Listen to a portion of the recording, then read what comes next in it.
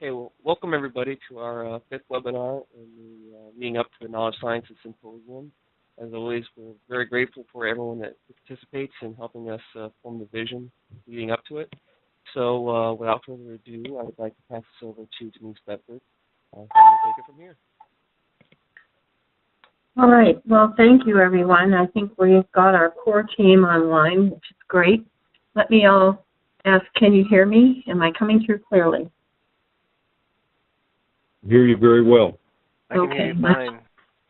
Wonderful. My thoughts may be a bit muddled today, but hopefully the volume is okay.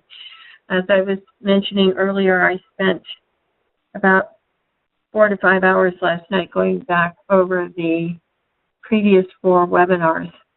And, 6 months ago, I think I was a little bit worried about whether or not we could make this happen. And after listening to all those great ideas that have come through in the last, I guess it's 5 weeks now, the only thing I'm worried about is whether or not we have enough energy here. Can't keep up with all of your good ideas. So that's as Mike was just saying, and Jim was just saying, that's a good problem to have. So let me just recap where some of the ideas that have come through in the last few webinars.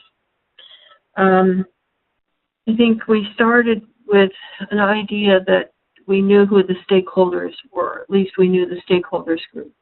And I think at this point, we're coming away with an understanding that the stakeholders are multidimensional.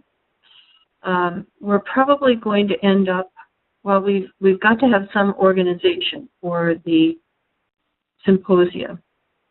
And I've gone with the original 5, the business, technology, workforce, civil society, and academia. I think it's likely that there's going to be some morphing of those groups by the time we're finished with the 2 events in Ohio and Washington. And that will be a good thing because it means we're actually listening to you and getting a better picture of who those stakeholders are and what their characteristics, their goals, the environments are. So over the weekend, I'm going to put together a persona template for us to work with. It'll have the basic characteristics that we've been talking about, and we'll work with those at the symposium.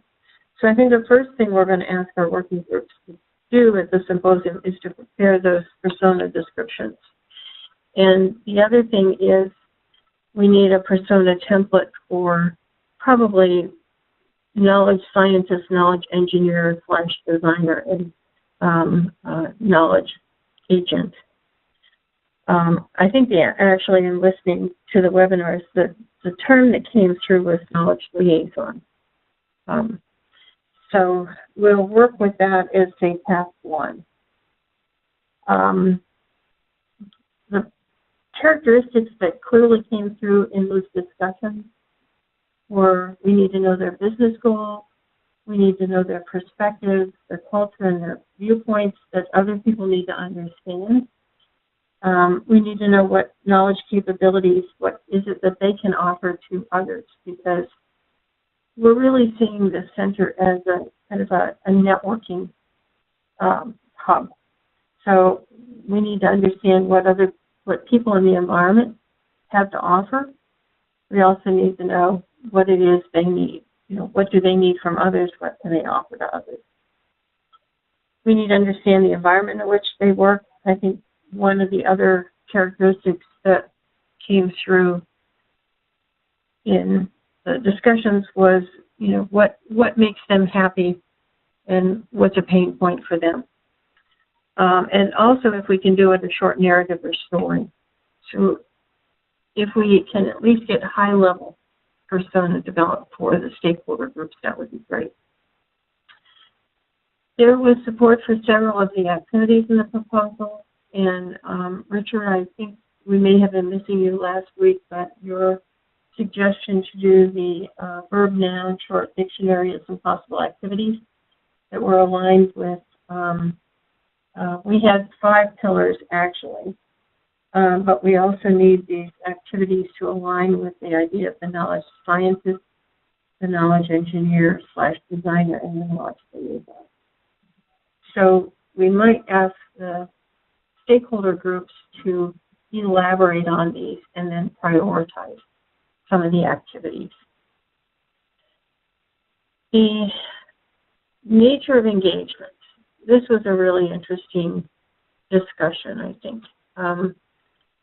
A lot of this came from Bo's idea, suggestions of the 3 spheres that we need to connect. You know, we started out with this idea of a knowledge extension service, but that turned out to be maybe a good starting point, but we're actually seeing some other models that might be better.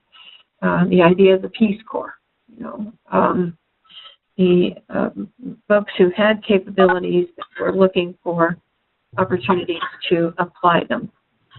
We really need to look at also an expanded model, one that includes knowledge sciences. The center as a place that is a virtual place or physical place that engages those who are doing the knowledge sciences with the knowledge engineering, with the knowledge management. And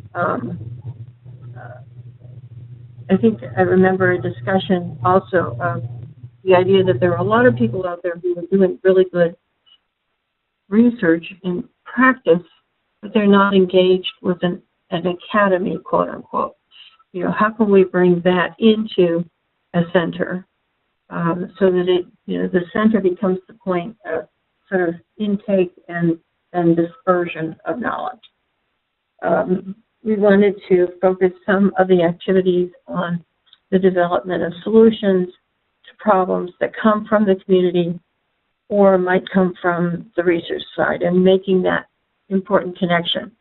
I think that knowledge engineer, knowledge designer role is going to be really important as well. And then we looked at the liaising activity as well. The other question that we raised, and I think this one was remarkably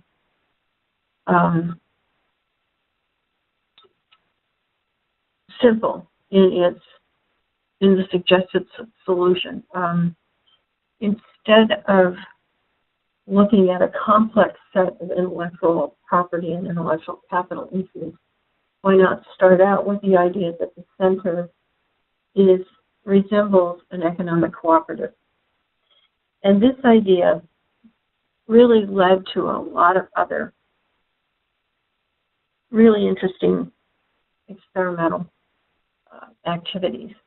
You know, is it possible that someone who engages with the Knowledge Sciences Center might contribute a certain amount of knowledge that is then dispersed, and they end up with some knowledge currency to the knowledge bank that is, you know, that the center is managing.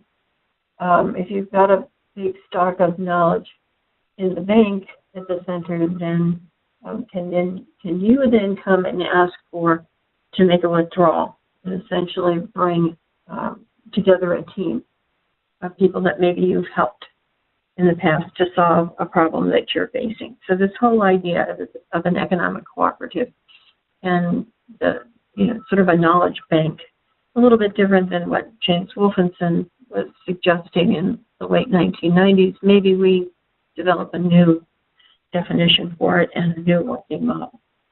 But I think there was a consensus that we don't want to get involved in consulting.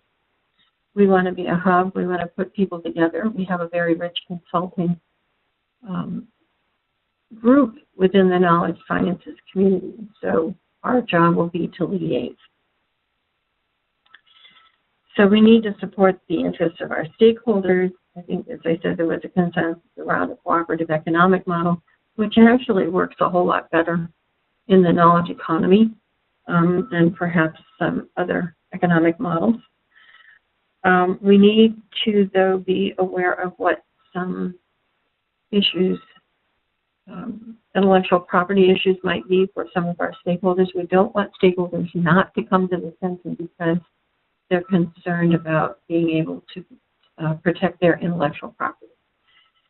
So we need to ask the participants at both events to think through some of the issues around copyright, patents, open source models, compensation. What is the knowledge currency? What does the Knowledge Sciences Center look like? So the task today, we've done so much. I was really overwhelmed with how much we've done, is a really simple one. And I would like you to actually, we did this at a symposium for the National Engineering Information System in Florida about, gosh, that must have been almost 20 years ago, but it worked really well. I'd like you to actually close your eyes and tell me what you see when I ask you the question, what does the center look like? What does it look like physically? And what does it look like virtually? Does it have a physical space? If so, what's going on in that space? Who's there? What's happening? And if it's virtual, what does it look like? This is not an easy challenge, but it's one that I think we have to give to everybody who attends the two events. We had mentioned the idea of outposts, franchises, et cetera. So the one thing I realized about the webinars is that I think I talked far too much. And luckily I learned quickly, I think, early on, to be quiet and listen.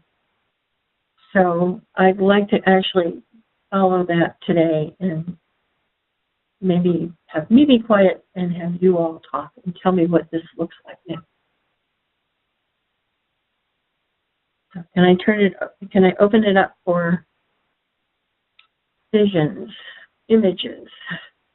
What does this look like? So what do you physically? Yeah. So John Coles here. So physically, I mean, I guess I've been reading about the the organizations and the companies that are building a building with open space for collaboration. I'm trying to think of the building that was office building that was recently created where there was big, gigantic lobby areas that were dedicated to conversations and meetings, and you saw the way that they designed the building itself, the footpath and the traffic drive people together across different companies, and so now you start to get an exchange of information and ideas through that. So physically, I think it's got to be some kind of open space that really drives collaboration across, right?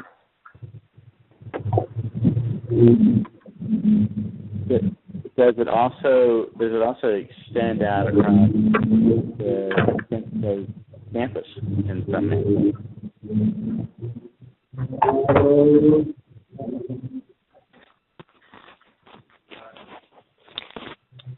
Thoughts?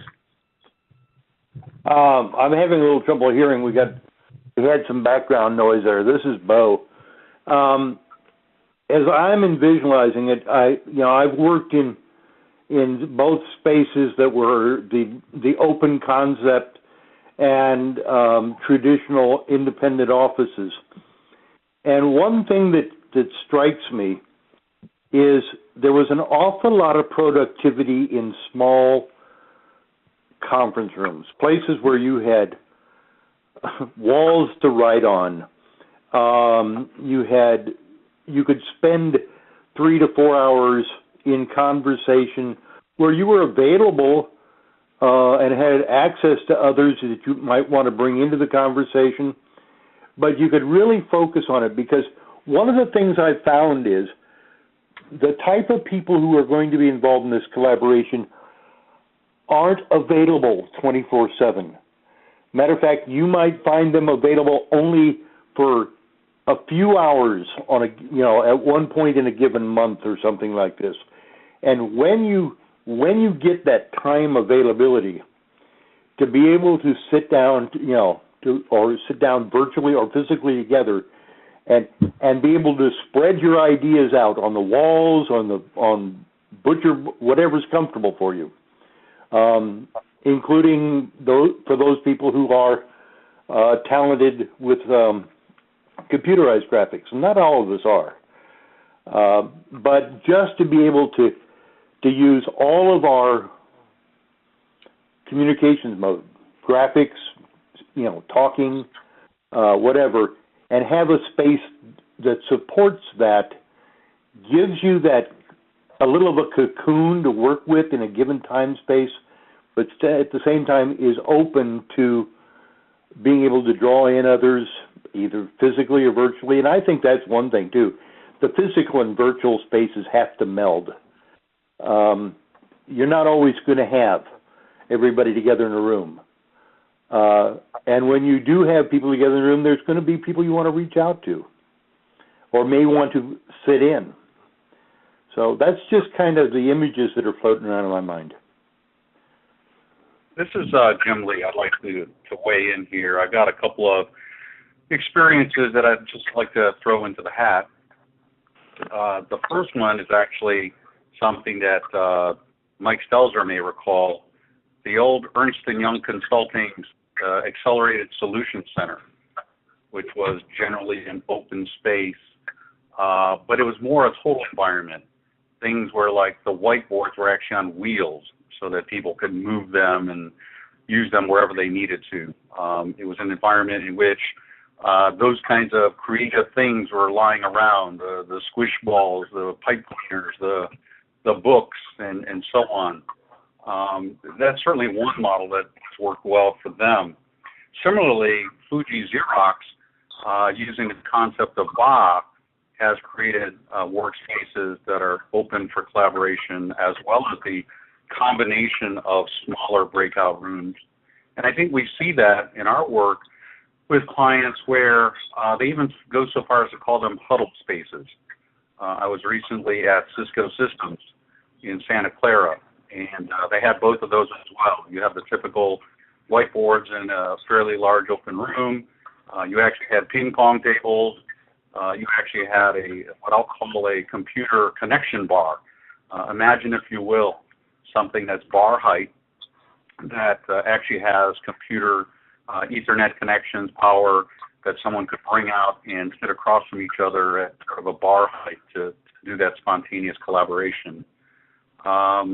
Even one of our longtime manufacturing clients, you can think about them being in the traditional manufacturing, major agricultural equipment manufacturer has these huddle rooms where large screen TVs, connection to the internet for those to be added to who are virtual, now within the room, comfortable chairs, again, the kind of thing that takes you out of the typical cubicle workspace to allow you to think about things that you might not otherwise think about because you're in that box.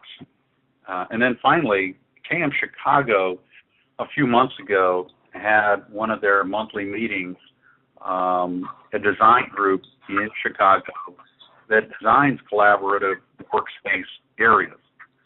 And I thought that was rather instructive because we often do focus sometimes on just a virtual like this without thinking of those who are co-located. In fact, I think even Herman Miller claims to have some collaborative workspace furniture concepts that they're pitching. So just some ideas I thought I'd throw out there. Jim, this is Denise. I just want to speak up here so we don't forget this, but the spaces, the companies you just mentioned, would it be possible, this is a little off topic, but would it be possible for you to organize a webinar, KM at KSU webinar, to talk about some of these initiatives and these design issues? I think the workspace design environment is so critical, but just creating an open space doesn't do it. So it sounds like there are some really good practice examples here. Yeah, I'd be happy to. In fact, you remind me, Denise, that we actually had someone from the World Bank speak at our conference about the differences between how, I'll call it Easterners and us Westerners, look at knowledge sharing and the physical spaces that appear to be different requirements between the two hemispheres. So even something like that might be something of interest to folks. I'll bet that was Naoki. Yeah. Mm-hmm. Okay, good. That would be great. Let's And put that on the agenda for the fall. Yeah. I'm sorry for Yeah, hey, interrupting. John Coles here again. So I don't know if anybody mentioned webcams as well. I mean, if anybody uses them, you really understand the power of that facial expression coming across to communicate. You know, to be 80% of your communication is really what it is. And and I almost wish that we had some kind of webcam on these discussions, because it's so much more enriching. And you almost think of that Brady Bunch motif, where all the faces are showing up, and you're able to actually work with people in a virtual room, so to speak. But I think that is there's a way to pull something off like that. That would be great. If not, at the minimum, you need to have a plethora of webcam capabilities and video conferencing. Yeah, this is Bo. That same thing. One of the things that I miss in a presentation like this, and it's important at various points in a conversation. Certain individuals, and I'll use the term, take the stage. And when you're looking, when I'm in a webcam conference and everybody's just sitting at their desk staring at the screen, you get some facial expressions. But there's a whole different experience when you've got someone has taken the stage to make a point or to explain something they're working on, or their view of something, because you get not only the facial expressions, you get all the body language that goes with it, and that whole interaction. And I think that's powerful. And so even if as we're looking at the physical spaces, in these as we come up to Kent State here in the next week or so, the fact that not only can we see, the screen, but you can see the presenter, and have that as part of the room environment, both physical and virtual. That just is one of those things that just strikes me as something that enhances the experience for me. Hey, Bo, you're not suggesting smell-o-vision, are you? No. We draw the line at a few points. This is Mike. Sir, I'd like to throw in a couple things here. On the two areas you asked for, Denise, one is the physical, and then the other is the virtual. Obviously, I think you need to have a physical presence or a center, or think of it as a wheel, a hub with spokes. And this may sound like an old concept, but a hub with spokes. You need to have a physical presence somewhere where you have the management and ownership of this knowledge center, with the connectivity to the stakeholders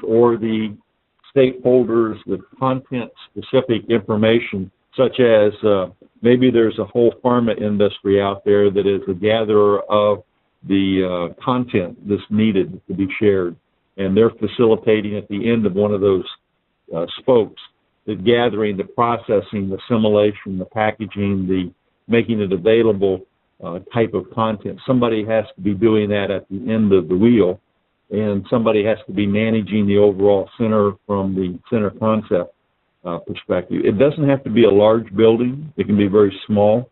It doesn't require a lot of people. It just requires oversight, management, accountability, and responsibility for what's taking place strategically and what's being planned, for the future. The people out at the end there on the spokes are really the ones that are owning it, dedicating themselves to keeping it populated, keeping it current, the curation process of what's needed, and how they're going to enable or allow the distribution, to go forward from what they do collect and how they collect it. That said, I think there's a model aspect there that needs to be in place. The virtual side of this is, someone already mentioned it, is the open concept of, I think of it as similar to the internet. Where's the internet located? Well, in 4 or 5 different places all around the world, from major physical facilities to it's everywhere. So when people go to it and access it, they don't know where it is. They don't really care where it is. They just know they have accessibility is something that enables them access for what they're looking for or a need for that information.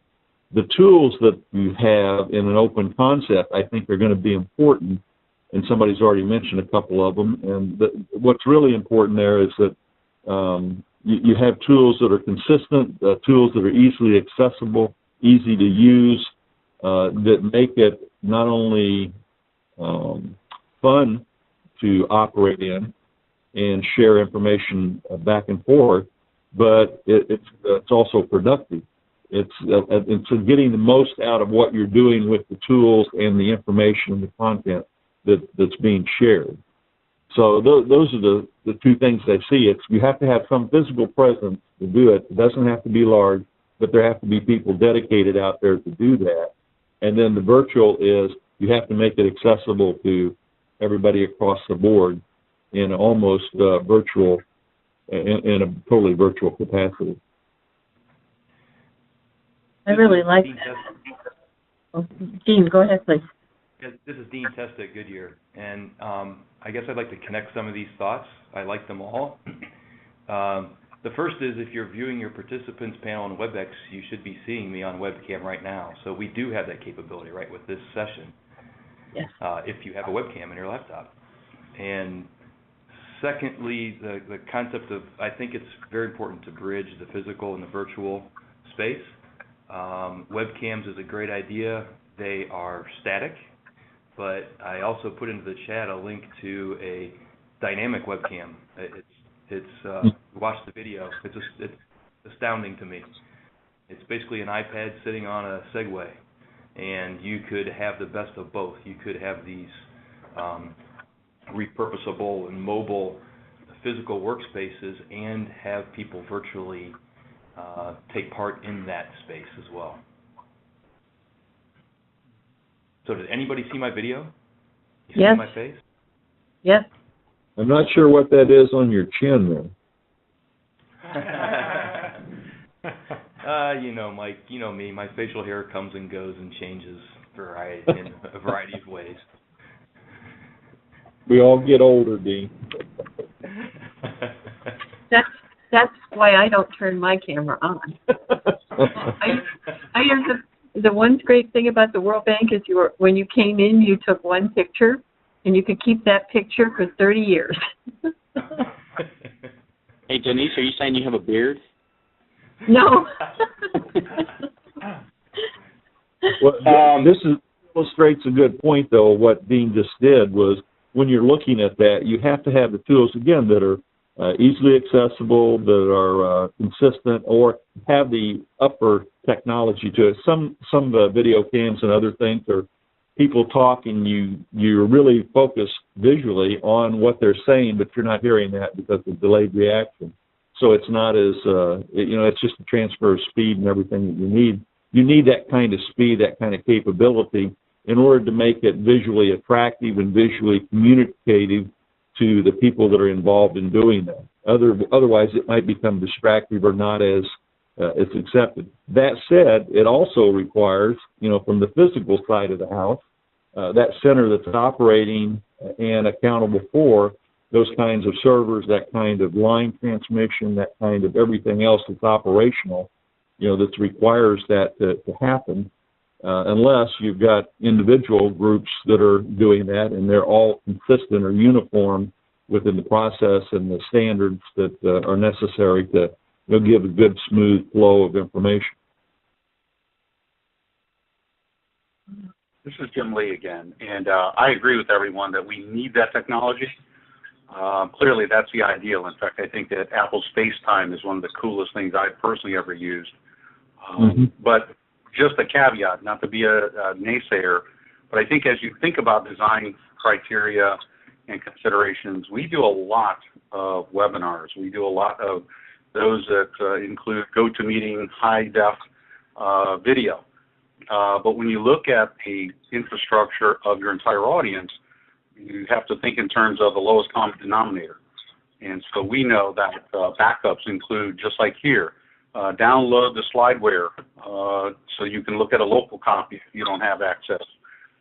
Have, rigorous dialing capability so that people aren't asking why can't they get in, or that number doesn't work.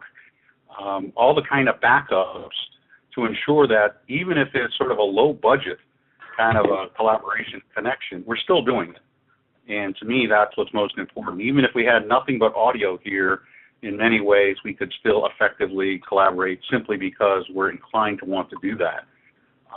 So just a word of caution there, even though, again, I wish we could all have that on-demand video, except that I won't turn mine on because I do have a rather ugly beard right now. So thanks for that, Mike, mentioning that kind of thing. This is Denise. This is a challenge that we were aware of at the World Bank when we were trying to deliver technology on a worldwide scale, but we knew that, say, in parts of Africa, there was no way that we would even have the energy sources to power it. Mm-hmm. It's not going to be that different in some areas of Pennsylvania and Ohio. I know that many of you have been on the phone with me when I drive through the mountains in Pennsylvania, and I just lose connectivity. But we had a concept at the World Bank that came out of the Africa region, and I'm wondering if we shouldn't ask David Klingman, who's going to be in D.C. to talk about this a little bit, which was the village telecenter. And do we need to think about, mixing a few metaphors here, but Mike's hub and spoke. Do we need to make sure that in all areas of Ohio we have, we've got a point at the end of that spoke that looks like something like a village telecenter, right, that allows people to collaborate and participate, because we can have all the great ideas in the world, but if we can't get the farmers in southeast Ohio to a point where they can work with us, we're not going to achieve our goal. Denise, this is Bo. That's kind of what I was thinking about when I made the comment a few minutes ago about having part of the physical component extending into the outposts. And I like the fact that you added that outpost term to the concept of franchises. That, where you've got maybe a company or a small school or a city that's decided they want to sponsor one of these outposts, and they, the structure of it, the overall organization kind of follows along with the hub, and that's kind of the franchise part of it. But in reality, they give a closer physical presence, perhaps, to some of these people. Sometimes, you really want to be together. You want a physical meeting, but the travel time is just so extensive. And having these outposts might help that. The other thing it does is the hosts of these outposts become invested in the overall network. They have they've made a commitment. They've probably made some physical or some monetary investments to be able to host this, and they become more invested. And so you've got a stronger network, I think, that way too. But I think it also gives you an opportunity to address a lot of these, the physicality and the connection and the availability issues that you were just talking about. And it really came home when you started talking about these village connection centers. Yeah. I also think that the outposts know what's going on in the village. So they're going to know if there's a group that's really got, they're going to know about the priests who combine the two religious communities and have done a fantastic job. We can't beat, we need these folks.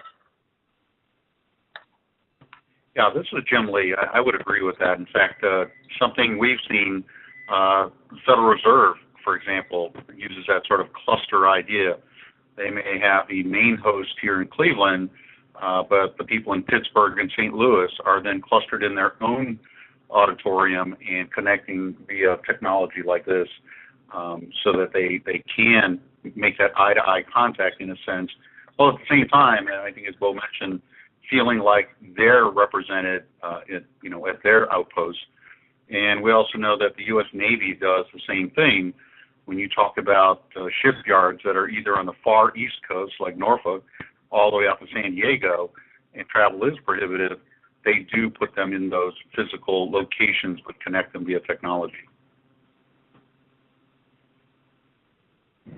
Denise, this is Mike Selzer again. I'll give you just some experience that we had at Ernst & Young. It took us almost 4 years to establish a global backbone or switching network across the world to be able to connect everybody, as you described just a while ago. You want consistency. You want accessibility by everybody, even in those far east western regions of Africa or in South America. You want everybody to have the same type of access, the same level of usability. And it really took a concerted effort twofold. One, politically, to get those outposts or those regions to change from what they were doing initially, to agree to collectively and to collaboratively install the kind of technology, the kind of tools, the kind of structure that was managed centrally to enable that kind of a global backbone. So once it was done, and it was literally 4 years to do that, I could be sitting here talking to China and Australia or Chicago or Texas or Brazil all at the same time, and it's just as smooth as silk. There weren't any ripples, and everybody was communicating. There weren't any technological issues because it took a significant effort to focus on how do you make that run smooth with connectivity, with user accessibility. And that technology, unfortunately, we had to get rid of a lot of technology that was archaic or was appropriate for that part of the world regionally, and it changed the way we did business.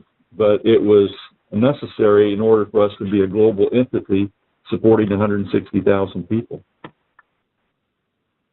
But it was very successful. Hey, Denise, this is Richard. I think what I'm hearing is, to some extent, a definition of what a good KM system is. And not necessarily what the center is. And from the way everybody's talking, I think there's agreement that the center has to be sort of a center of expertise for knowledge management capabilities itself.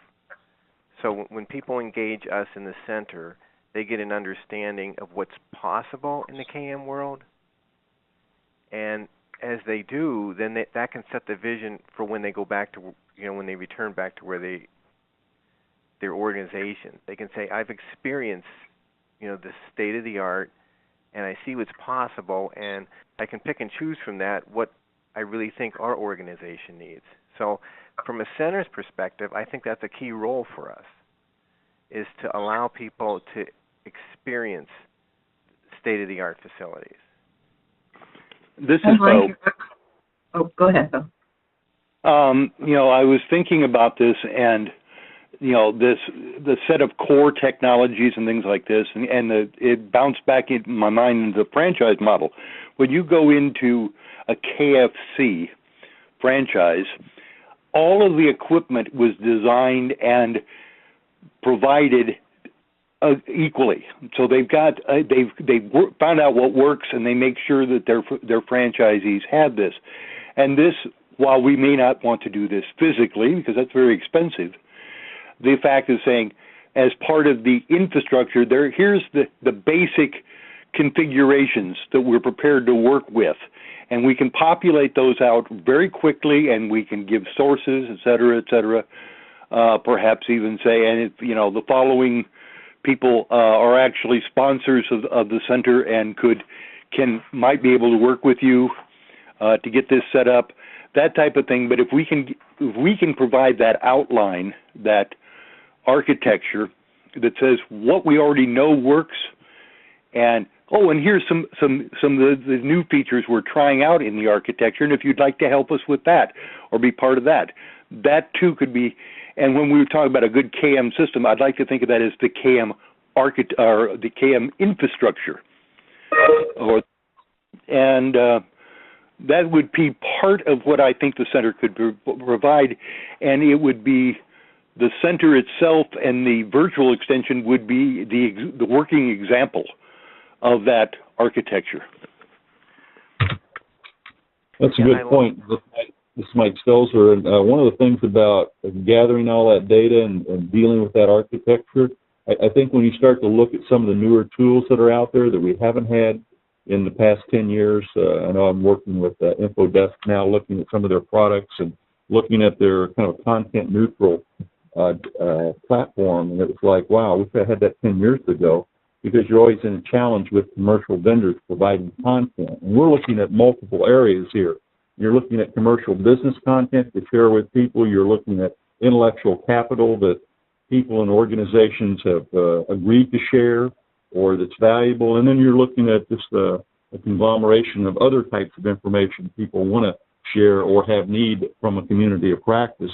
But having a technology platform and distribution platform that enables the collection and assimilation from those satellite areas or from those outposts, or transferring it across a common neutral platform that gives you that distribution, gives you that accessibility anywhere in the world, is something that we need to think about too. That's what makes it easier to do versus challenges that we have with current technology today. And I think the thing we have to think about, Denise, is you're not building what we had 5 years ago and just installing it. We need to be thinking about what is it 5 years from now that we need to be doing, and maybe the technology's not there, but if we give them the idea, the technology will catch up quicker with a vision or with an idea of what we're looking for. And this is exactly the kind of challenge we want to take to our technology stakeholders. Exactly. Here's where we're eating our own dog food. You know, we're saying this is what the knowledge. I really liked Richard's characterization of this as sort of, you know, the knowledge management system, not just the applications we have internally, but what does it look like if you look at it across the country or the world? And we're giving them a vision, which is what architects are supposed to do, and then they come back with solutions for implementing that. Yeah, and I mean, it'd be we could be a lab for, you know, a virtual lab for testing out some of those ideas, again, with stakeholders from the business community, the workforce community, etc. So, yeah. Well, I like what Mike said. It's certainly from a visionary standpoint, but I would also add, too, that I'm not as interested in being technology-centric as behavior-centric. One of the things that I've always lived by that I really enjoy, the old saw about science fiction precedes science fact. And so when you look at, you know, there was an entire documentary about how William Shatner changed the world kind of thing. You can see that. I'm thinking behaviorally, what will our knowledge workers of the future want to do? How will they want to react? We know, for example, that Deloitte is on the bleeding edge of a lot of mobile applications because it's about behavior. It's about what is it that they need to know when they're on the road to get knowledge and expertise where they're at, regardless of time of day, in a way that's accessible to them that they want to do it. Here I'm going to narc on myself a little bit to give you an example of what I mean by that. Years ago at EY, I was a knowledge manager for a group, and we thought that sending broadcast emails to partners was the way to make sure that the message got out to everyone in a uniform, immediate fashion. We were disappointed to find out that partners never responded to that. Well, you have to turn back the clock to realize that back then, we weren't really talking about widespread use of cell phones. So when did partners really have time to respond to anything? Well, when they were waiting at the airport, they could get on a phone and respond to voice messages while they're waiting for an airplane. That was the preferred technology at the time. So again, it was more about behavior than it was about technology. And I think when I look at, you know, the things that I see at Deloitte and others who are into BYOD and mobile, that's what I find really fascinating. This is Bo. Denise, you brought up, and thank you for doing it, the role of our technology stakeholders in this. In a way, as I think about the physicality, there's a concept associated with the physical called the landlord. At the center at Kent State being our landlord. But then we've got this whole virtual aspect of it. And we have all our technology partners that maybe collectively are the landlord of our infrastructure. And, they can use us very, handily to try out the new areas. I love that area, that we can be a sounding board or a test case for these people. But when it comes to being able to afford this, which is always a question, those landlords of both, either our physical center, our outposts, or our technology infrastructure are going to probably have to play a pretty significant role. Right, but here's where we look at a new economic model, because if this turns out to be, we look at scale, and if you get such a high usage of these rentable spaces, look at Washington, D.C. I don't know how many of you have been there recently, but you can rent an office there in a large building. Your lease is like a day or a week, There are all sorts of new economic models for rentable working space in open collaborative spaces. So there's lots for us to draw upon. I think we need to maybe switch back a bit to the franchise model too. So if somebody's offering a bit of a space at the end of that spoke, are they, what value are they deriving from it as well? One of my big soapbox issues is we need to stop thinking about cost and cutting costs. And we need to think about value and promoting value, because if you've got something that's valuable, believe me, the customers, the clients will come. But if you're worried about just accounting, that's going to kill you in the knowledge economy. Sorry. Denise? Go ahead. This is Richard. One of the things I was thinking in terms of the economic model is, why do people go to MIT? And it's students want to go there because they're going to get experience. They're going to get exposed to state-of-the-art technologies. The latest spectrograph or whatever if they're in physics. But the people that provide that equipment, they realize that the next leaders are going to come from MIT, and a lot of times they give them the latest equipment. Exactly. And they get two benefits. The people that interface with the students and the professors there, they're going to go out and do other things, and they're going to want to buy that equipment. But two, they also get near real-time feedback if they do it right. So say, I'll give you this spectrograph, but then they come back a month later or 6 months later and they say, how's it working? I mean, it may have been a beta test. And in terms of... and they also get promoted, they also get reputation boost, because people know that, they're leading it. Didn't somebody make the point, I think last week or maybe the week before, about MIT, and that you can actually take all their classes online? They post them out there for free, or maybe it's Harvard. But so you could take their whole curriculum online. You just don't get a degree from MIT, as well as you don't get that enriched experience of being around and interacting with people on the MIT campus.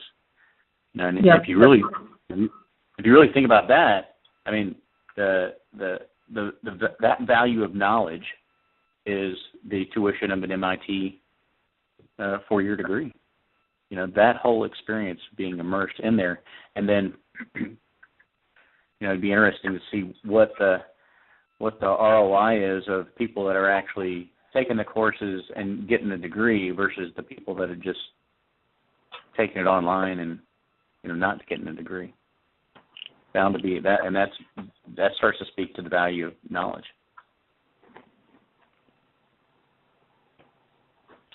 Yeah, I was also going to say, what about building a center that really is timeless, that it expands and grows and is dynamic, not only virtually but physically. So physical spaces that are perhaps dynamic, that change over the years.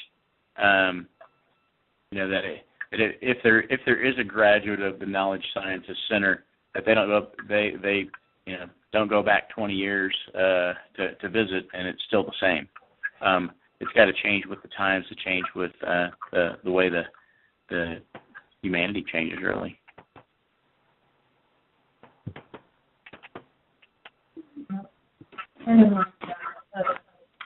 This is Jim Lee. I'd like to actually go back to one topic, the idea that you could actually take all these courses without cost online, which is true. And there's a Coursera also as an enablement. Also, if you think about Khan Academy, that kind of thing. But what I really wanted to point out with those kinds of models is that it looks to our stakeholder groups, I think. So for business, we may want the credentials of an MIT degree. For the individual, they may not care, but they want to increase their capability and knowledge about it. So they have a different need to bring to the knowledge sciences table, and I think that's sort of how I want to look at it as we talk about our different breakout groups at some point.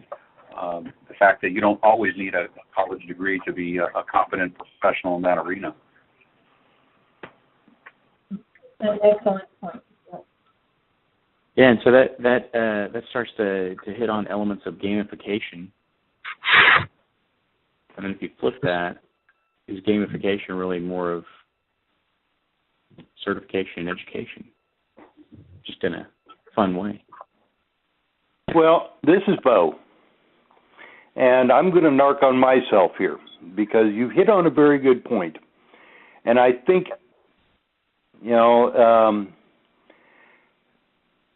maybe I could even offer myself up as the guinea pig example.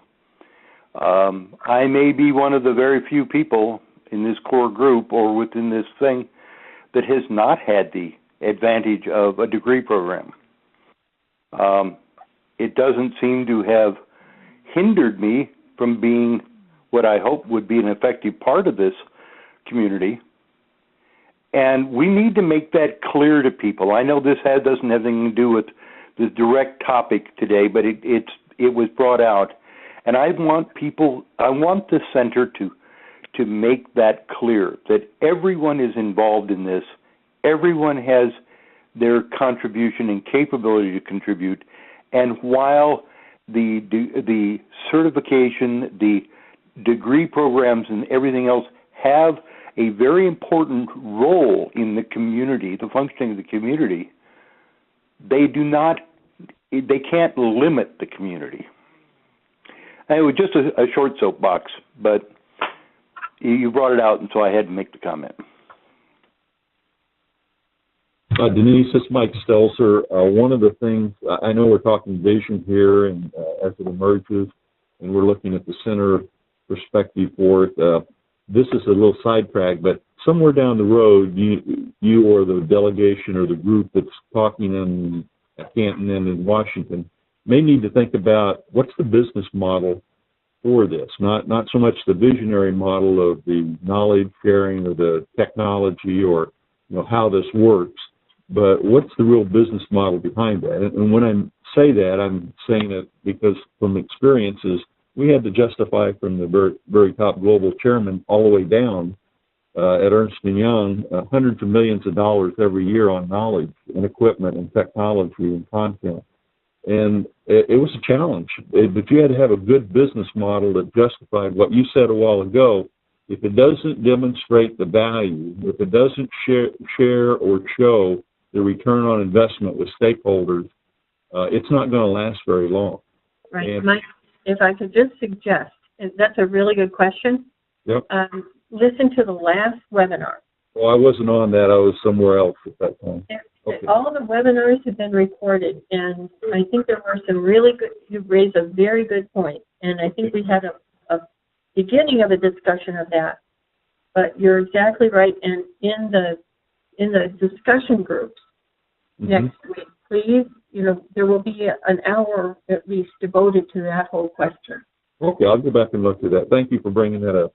But also, keep in mind that the final recommendation on that ended up being, well, it was a bit of an intellectual property, sort of morphed into economic, business model.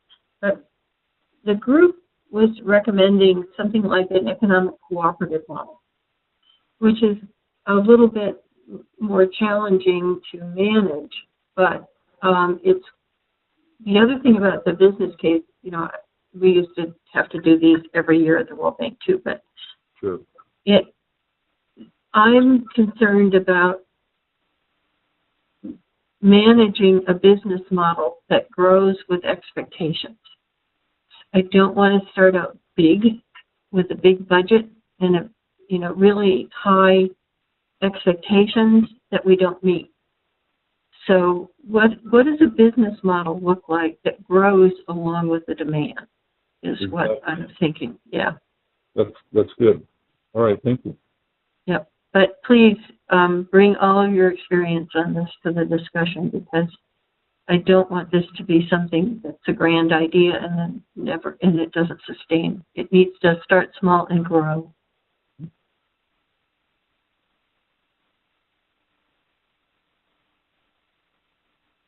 And I'm just realizing I should take the word "I" out of this, because I think we see ourselves more as a catalyst than perhaps an owner. There's a lot of mental models we have to shift to, I think, succeed in the knowledge economy. And I'm a child of the industrial economy, and I find I have to step back and rethink, or at least look at things differently.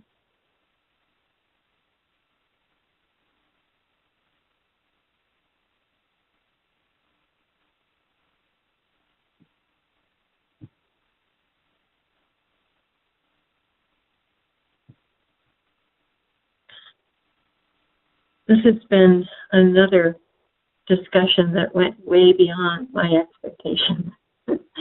So, any other suggestions? I'm going to have to remind everybody who's coming to either the Ohio or the DC event to listen to the webinars, because there's been so much good stuff shared over the last 5 weeks. I would like everybody to start from where this group has, the level that this group has taken us to. So, even if you've been involved in the discussions, I think going back and listening is just an amazing thing.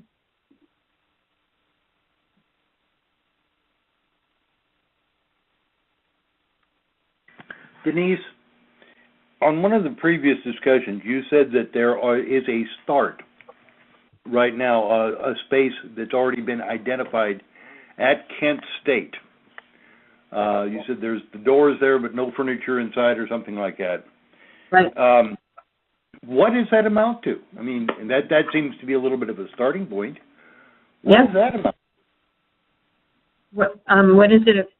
What happens is, when we propose the establishment of a center at the university, if we get approval, then we get a space.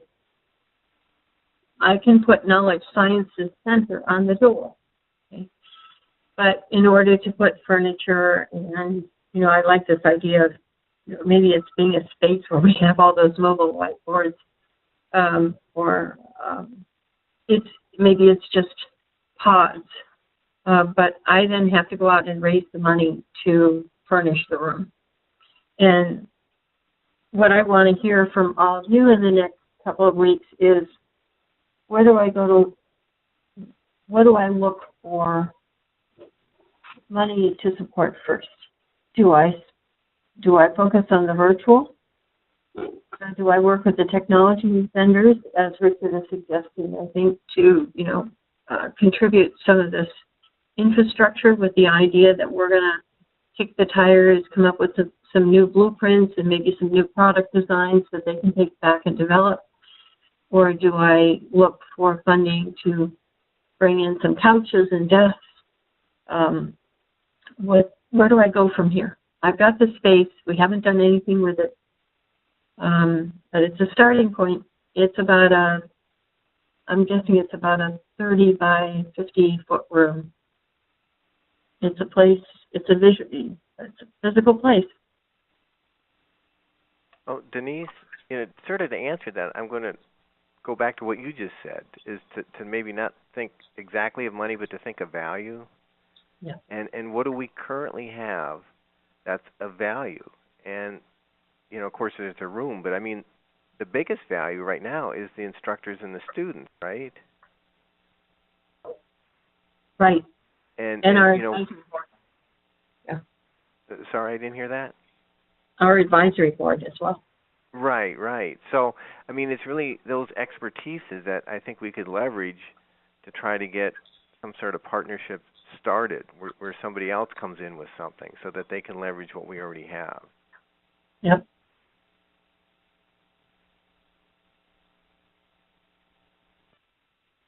Well, I'm open to any models, any strategies you want to suggest. The reason I didn't want to completely define this for the university is because I think we wanted that flexibility to hear your ideas. All of these will go into the formal proposal that we deliver to the university, hopefully the end of September, no later than the beginning of October. But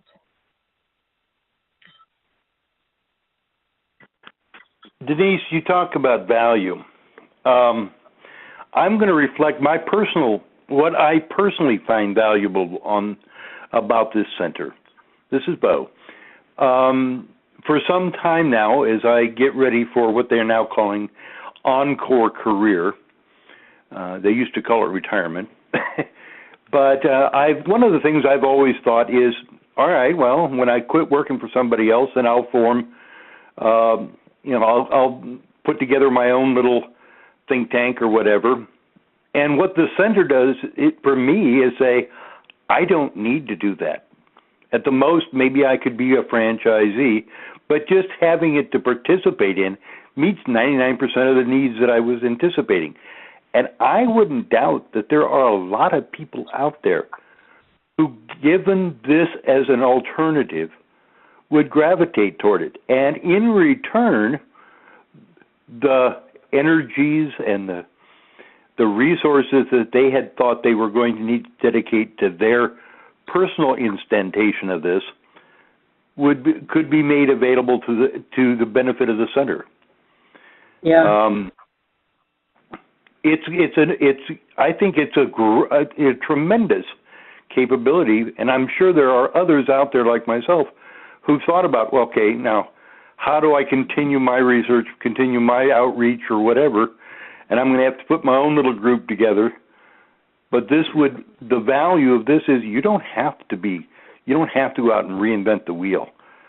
And having listened to this whole discussion, I sure don't want to have to go out and reinvent the wheel. And I think that's a great value we can offer to the community. You don't have to go it alone. Right.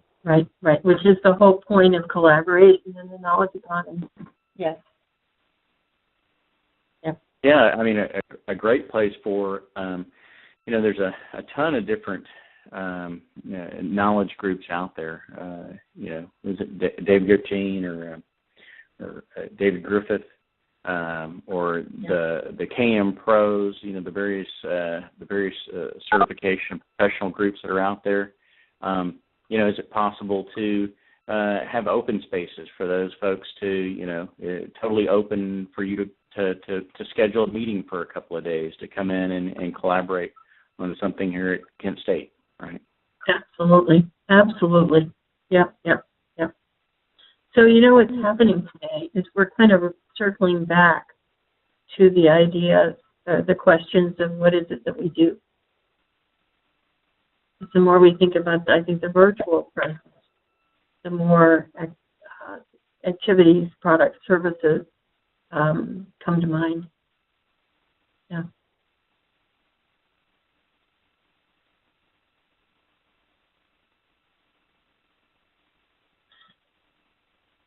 Well, I hope you will all continue this discussion on the LinkedIn group. Also, please come well rested with your critical thinking skills in good order, and just be ready for 2 days of ideas. I really do appreciate all that you've contributed to this. There is no way that 2 or 3 of us at Kent State could have accomplished anything working alone. So all these ideas will go forward in a productive way. Denise, could you kind of give us an overview of how you expect these 2 sessions, the Kent State and the DC sessions, to go? What it means for those of us who will be participating? And I noticed there was a call that went out for people to lead the various discussions. I know you mentioned that earlier on in one of the earlier sessions, but I also know your ideas are evolving along this line. So as of now, because this is the last chance we're going to have for one of these webinars before we get together, what do you expect to happen when we get there? What's the mode? Okay. In a nutshell, day 1 is listening to people who are representing the different stakeholder groups, kind of setting the stage for expectations, problems. What does the vision look like from their perspective? For a knowledge economy and a knowledge society. I think the 2 people who are leading off the keynote presentations, Dr. Owen Honda at Goodyear and Nils Davis from Project 10X, are going to really challenge us to think future. Okay? And then we're going to hear from the panel of the stakeholder group leaders. We want them to, we'll present some general questions, and we'll ask them to just talk about it from their perspective. And then we're going to go a little bit deeper into those stakeholder groups with a small panel. What I'm trying to do is progressively go from the vision that's sort of laid out for us in a challenge to building a context for the vision for each of those groups. Day 2 is, day 1, I think we have some activities at the end of the day as well as in Ohio. Day 2 is all about getting our hands dirty into developing the answers to the grand questions. What kind of activities, what do the stakeholder groups look like, et cetera. Now, we had originally I've identified some panel members for day 1, and at least the group leaders, and then the student facilitators. For day 2, I suspect what's going to happen. Okay? I've got to have some structure for day 2, but I suspect that after hearing the discussions on day 1, we're going to have a little bit of morphing of the groups. So we're still going to have a breakout room for technology, a breakout room for business, academia, et cetera. And people have self-identified with those groups. But after conversations, after a bit of networking at the end of day 1, I suspect they're going to change a little bit. The other thing, I had a call from Madeline Blair this morning asking whether or not it would be possible to move across those stakeholder groups throughout the day on day 2. And I think that we have to allow that to happen. I'm just going to monitor to make sure we don't all congregate in one space. At the end of day 2, I want everybody to come back and tell us the answers to the questions that they've come up with that day. And we're going to take all of that and then wrap it up into the proposal. Now, I think there's another question in your question, which is how do Ohio and Washington, D.C. relate?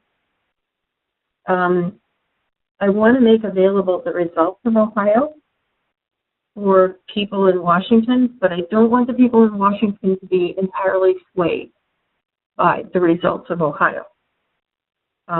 So we're going to essentially start over with a new group of folks in Washington. What's interesting in the signups is that we end up having different stakeholder representation in the two spaces, which I think is pretty logical. You know, in Ohio, we have a very heavy business group and almost no workforce participation. In Washington, D.C., and almost no civil society in Ohio. We have more representation of that, and we have a stronger academic presence in Washington. Well, am I answering your question, or have I gone off on a tangent? No, you're answering it. I really was just had committed to being there and being part of it, and not knowing, without really thinking about what is it I should expect or prepare for. And I like where you're going with it. No, I was just trying to get a sense of what's coming down the road.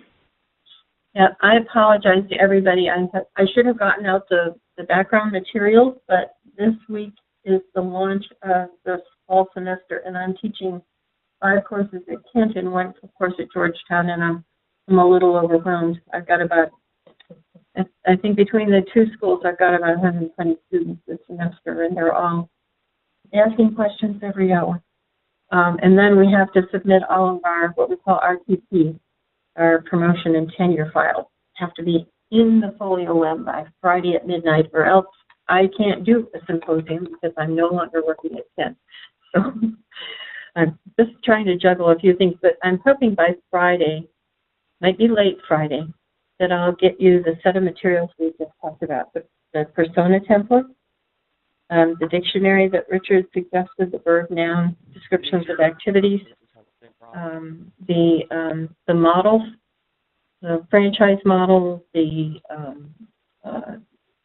agricultural extension service model, the Peace Corps model, just background materials so people don't come in starting at webinar 1. They know where, and it also, I hope, will make it easier for the group leaders to sort of move things forward. We will also be broadcasting this on WebEx. There will be a student facilitator with a WebEx instance in every one of the breakout rooms as well. We're looking into whether or not we can do the video broadcasting on day 1 as well, for exactly the reasons you all were, that Dean was mentioning earlier. But the University Center in Ohio is just wonderful. We probably will not be able to do that in Washington, D.C. But also, I wanted to mention. Go ahead, Jay. I'm planning to do some interviews with the participants on site, and I'm going to be starting a discussion on LinkedIn group. So if anyone has any suggestions about what they think would be the best questions to ask, I'm only planning to maybe get 1 or 2, possibly 3 questions on a few people. So I really want to know what you think are the best questions, and 3 questions to ask.